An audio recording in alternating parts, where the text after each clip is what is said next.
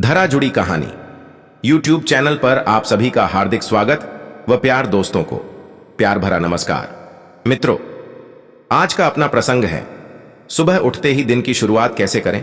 हमारे बड़े बुजुर्ग इस तरह करते थे। सुबह की शुरुआत, पूरा दिन जाता था अच्छा, बनी रहती थी सुख समृद्धि। हमारे शास्त्रों में दिनचर्या को लेकर कुछ महत्वपूर्ण नियम बताए गए हैं। हमारे बड़े बुजुर्ग इन नियमों का पालन करते आए हैं, लेकिन आज की आधुनिकता भरी चकाचौंध की जिंदगी में लोगों की दिनचर्या बिगड़ती जा रही है। कई बार व्यक्ति के जीवन में समस्याएं बढ़ने लगती हैं।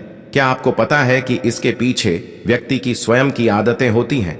यदि जीवन में सुख समृद्धि और खुशहाली चाहते हैं तो सर्वप्रथम कुछ आदतों में सुधार करना चाहिए। साथ ही बिस्तर से उठते ही यदि आप कुछ कार्यों को करके अपने दिन की शुरुआत करते हैं तो आपका पूरा दिन अच्छा जाता है।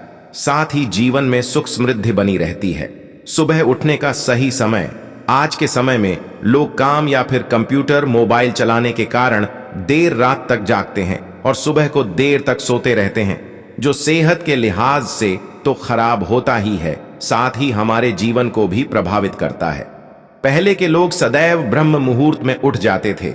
शास्त्रों में भी ब्रह्म मुहूर्त में उठना शुभ माना जाता है। सुबह बिस्तर से उठते ही करें ये कार्य। शास्त्रों के अनुसार प्रातः सबसे पहले बिस्तर से उठते ही अपनी दोनों हथेलियों को जोड़कर उनके दर्शन करने चाहिए और 3 से 4 बार अपने मुंह पर फेरना चाहिए। मान्यता यह है कि हथेली में महालक्ष्मी, सरस्वती और भगवान विष्णु का वास होता है, जिससे आपको उनकी कृपा मिलती है और जीवन में सुख समृद्धि आती है। पलंग से या बिस्तर से उतरते ही करें ये कार्य। सोकर उठने के बाद जब अपने बिस्तर से उठें तो पैर नीचे रखने से पहले भूमि को प्रणाम करना चाहिए।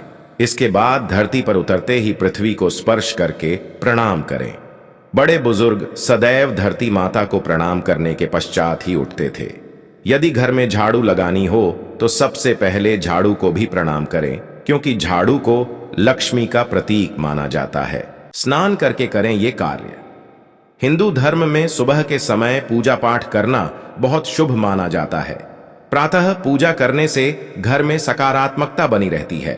मलमूत्र का त्याग करने के बाद दांत साफ करके तुरंत स्नान करना चाहिए और फिर अपने इष्ट की पूजा करनी चाहिए। पूजा के बाद तुलसी और सूर्य को प्रतिदिन जल अवश्य चढ़ाना चाहिए। इससे आपके घर में समृद्धि बनी रहती है, साथ ही मान सम्मान और तरक्की प्राप्त होती है। पूजा पूर्ण होने के बाद करें ये कार्य। पूजा पाठ संपन्न होने के बाद माता पिता और बड़े बुजुर्गों के पैर छूकर आशीर्वाद लेना चाहिए। जो लोग अपने से बड़ों का सम्मान करते हैं और अपने दिन की शुरुआत बड़ों के आशीर्वाद से करते हैं, वे अपने जीवन में सदैव सुखी रहते हैं, साथ ही तरक्की प्राप्त करते हैं। प्रतिदिन निकाले गाय के लिए रोटी। सनातन धर्म में गाय को गौ माता कहा जाता है। धार्मिक मान्यता के अनुसार गाय में 33 कोटि देवी देवता वास करते हैं।